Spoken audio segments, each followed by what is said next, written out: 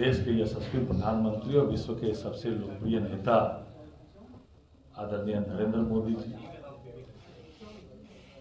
देश के गृह मंत्री आदरणीय अमित शाह जी, हमारे राष्ट्रीय अध्यक्ष आदरणीय जेपी नड्डा जी, हमारे राष्ट्रीय कार्यकारी अध्यक्ष इसी बिहार के मिट्टी के लाल आदरणीय नितिन नवीन जी और सभी केंद्रीय शीर्षस्थ नेतृत्व का मैं आभार प्रकट करना चाहता हूं कि मुझे ये जिम्मेवारी दी गई। ये जिम्मेवारी मेरे लिए पद नहीं है, दायित्व है। और आदरणीय प्रधानमंत्री नरेंद्र मोदी जी का संकल्प 2047 तक देश को विकसित राष्ट्र बनाना, उसमें बिहार भारतीय जनता पार्टी की भी भूमिका होगी और हम लोग भी आदरणीय नरेंद्र मोदी जी के का जो संकल्प है उस संकल्प को सिद्धि तक पहुंचाने के लिए बिहार की भारतीय जनता पार्टी लगेगी। साथ ही बिहार में प्रचंड बहुमत से एनडीए की सरकार बनी है, तो संगठन और सरकार का अच्छी तरह समन्वय रहे और भारतीय जनता पार्टी में संगठन सर्वोपरि है और कार्यकर्ता हमारे रीढ़ की हड्डी है। कार्यकर्ता की बात सरकार तक पहुंचे और संगठन और मजबूत रहे और केंद्रीय नेतृत्व ने जो मुझ पर विश्वास किया है, मैं प्रयास करूंगा इस विश्वास पर खरा उतरूं। पूरे बिहार के लोग इंतजार कर रहे थे कि कब बिहार के मिट्टी के लाल युवा नेता को राष्ट्रीय कार्यकारी अध्यक्ष केंद्रीय नेतृत्व ने बनाया। तो बिहार के लोग इंतजार कर रहे थे कि कब हमारे राष्ट्रीय कार्यकारी अध्यक्ष इस बिहार की धरती पर, पटना की धरती पर आएंगे। तो वो इंतजार समाप्त हो गया। 23 दिसंबर को हमारे राष्ट्रीय कार्यकारी अध्यक्ष नितिन नवीन जी इस पटना के धरती पर आ रहे हैं।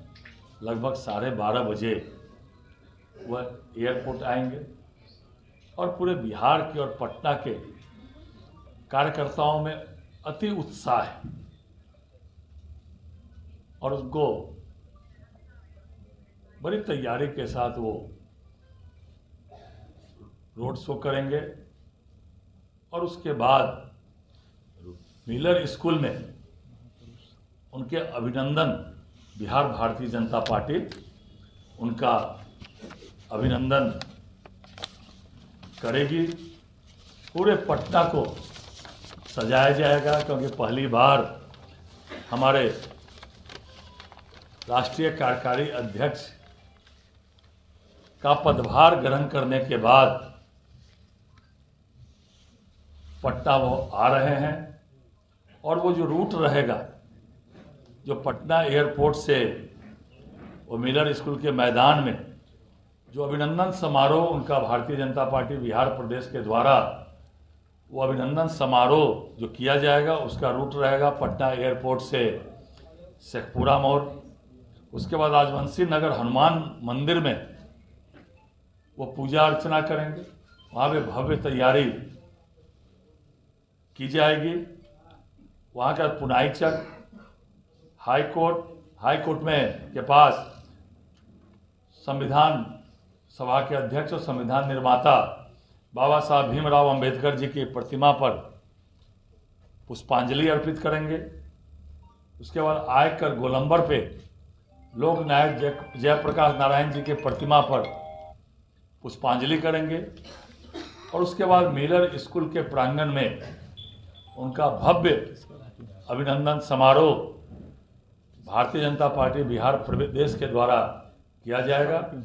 तो बड़ा दिन भारतीय जनता पार्टी बिहार प्रदेश के लिए भी और बिहार के लोगों के लिए भी, पटना के लोगों के लिए भी, कि बिहार के पटना के ही बांकीपुर के माननीय विधायक रहे, बिहार सरकार में मंत्री रहे, उनको केंद्रीय नेतृत्व ने राष्ट्रीय कार्यकारी अध्यक्ष बनाया तो हम लोग इंतजार कर रहे थे कि कब हमारे राष्ट्रीय कार्यकारी अध्यक्ष पटना आएंगे। तो 23 तारीख को आएंगे और भव्य तैयारी भारतीय जनता पार्टी बिहार प्रदेश अपने नेता के लिए करेगी। और पूरे देश के युवा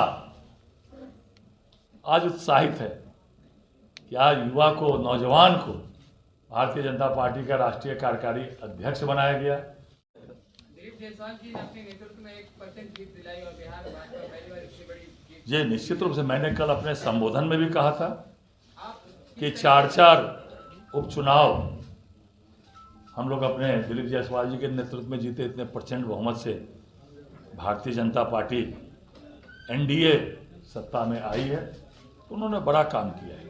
आप किस तरीके से भाजपा के लेके चलना चाहेंगे आगे? क्या मैंने बताया ना, मेरा काम संगठन का काम है